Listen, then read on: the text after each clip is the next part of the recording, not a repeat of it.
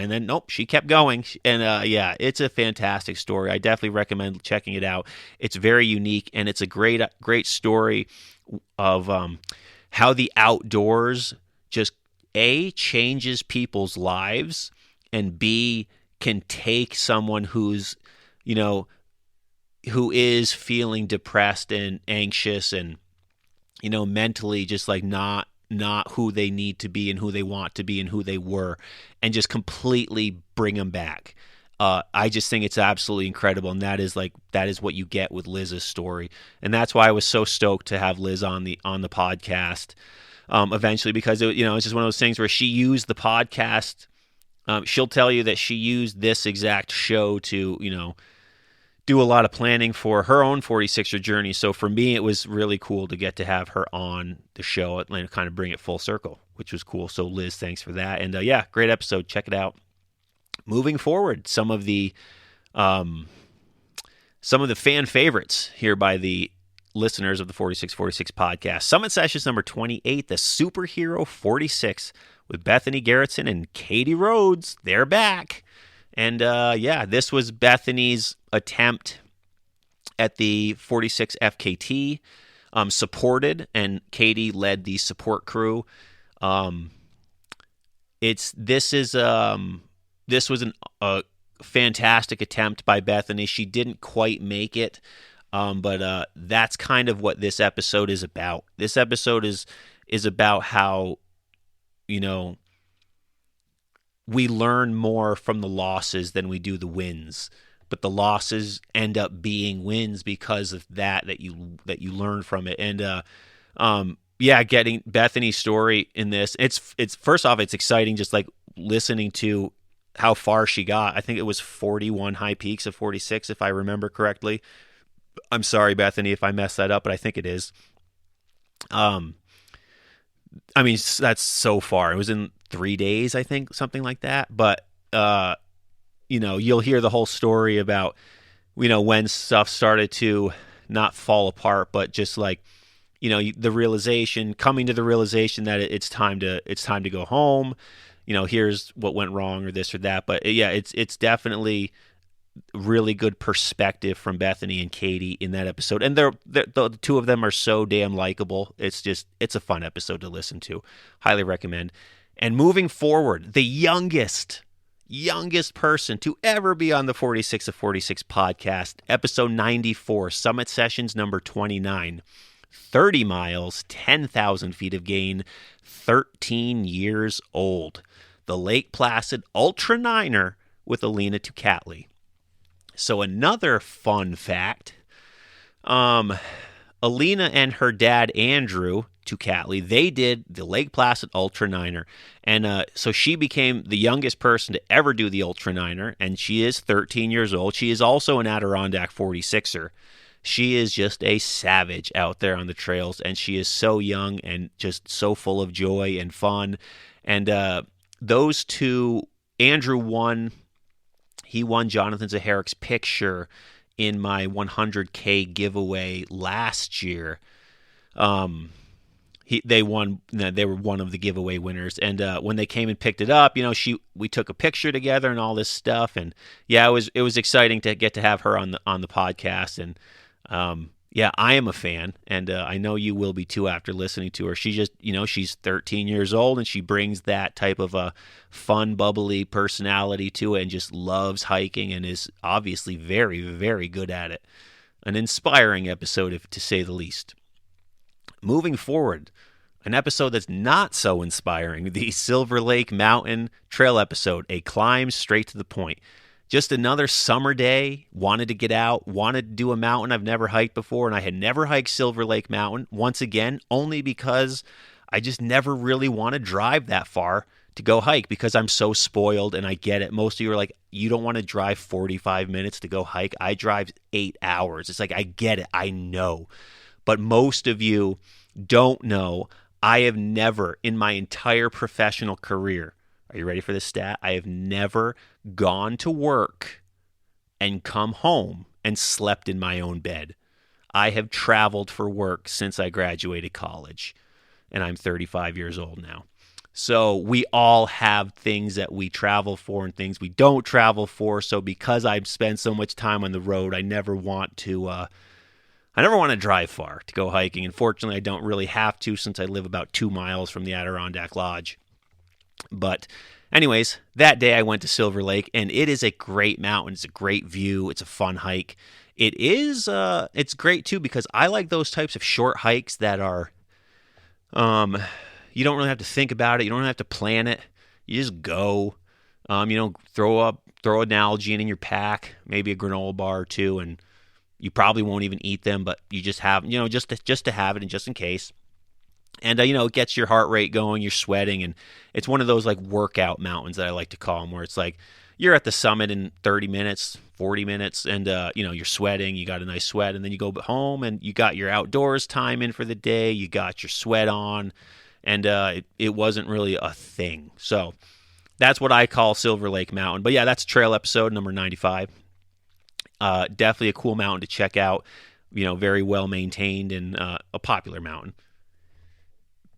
Moving forward, episode 96, Adirondack Camping and Campfires, Rules and Regulations.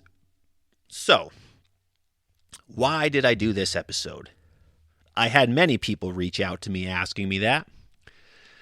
I did this episode because it just seemed like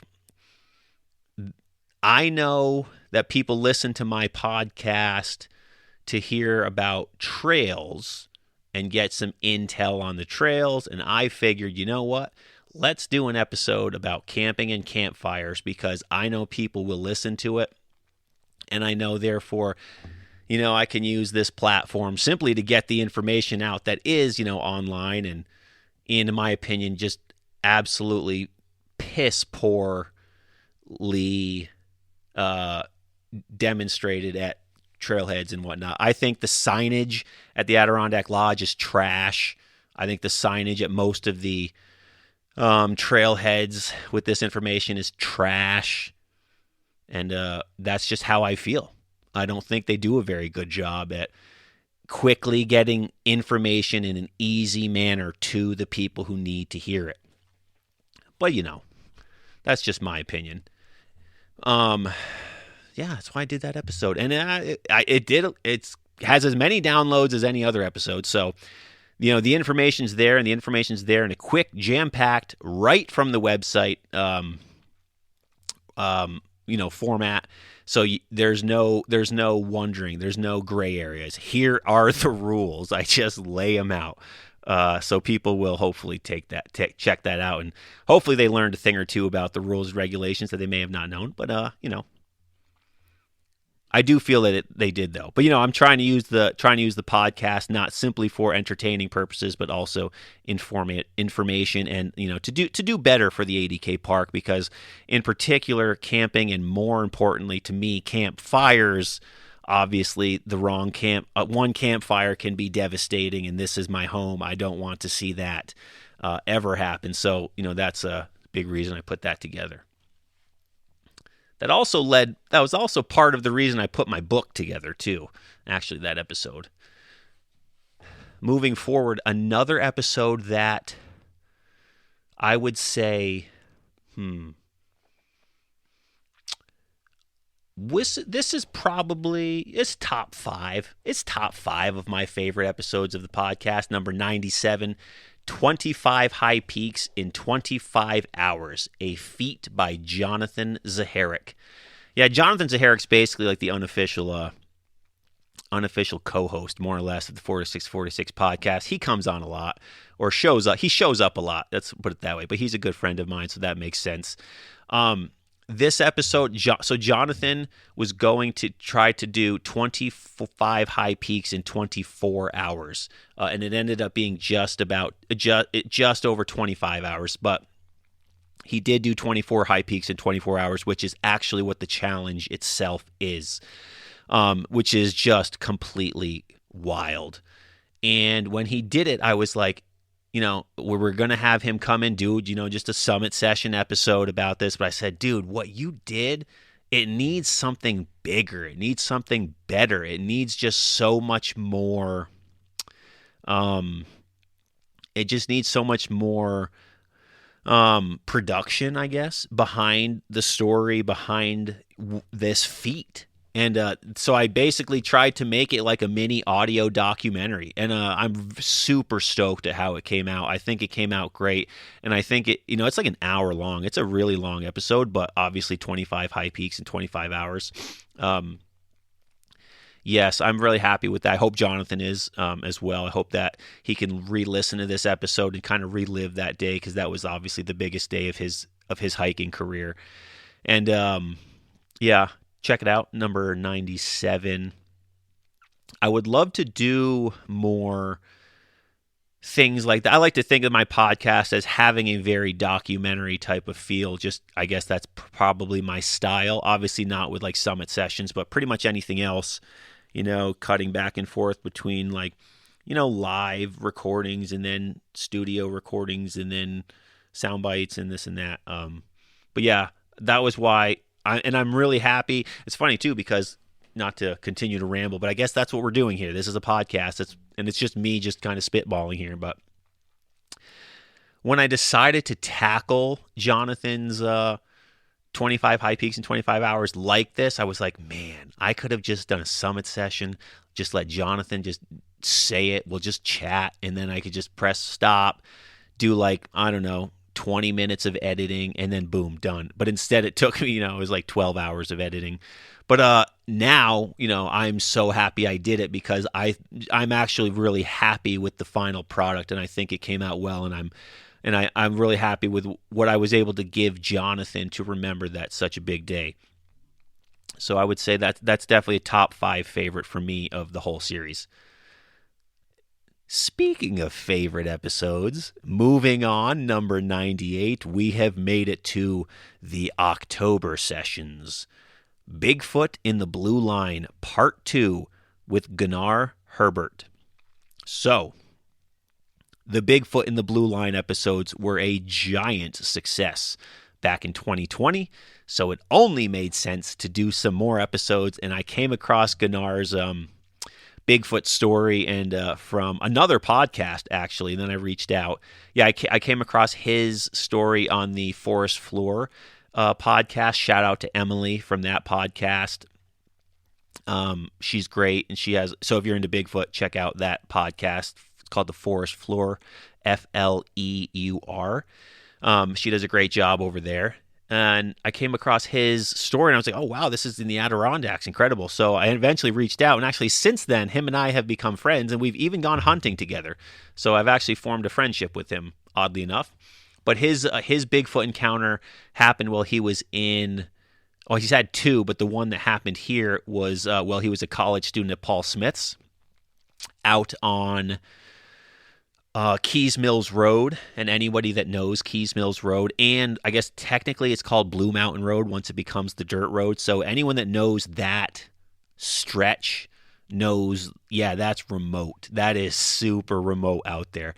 But anyways, if you're into Bigfoot, you're into the ADK, another episode that I just love. I love Bigfoot. I love those episodes. I love Bigfoot in the Blue Line. I can guarantee you there will be more of those moving forward. In October, I'll keep it on brand, for the October sessions. I won't go Bigfoot on everyone beforehand, but yeah, let's just say I'm always excited for that. Moving forward, episode 99. Holy moly. Episode 99. Summit Sessions number 30. ADK backcountry hunting with author and professional archer Todd Mead. Another person who I have developed a friendship with from this podcast, and my first introduction to him was from recording the podcast, and then developed a friendship afterwards. Todd is an absolutely very successful hunter here in the Adirondacks. He, year after year after year after year, him and his dad shoot mature bucks, and for an area where there's 1 deer for every 2 square miles. Yes, 1 deer for every 2 square miles. To get deer year after year after year, and not just like some small doe during muzzleloader season or some small, spike horn buck. Like I'm talking like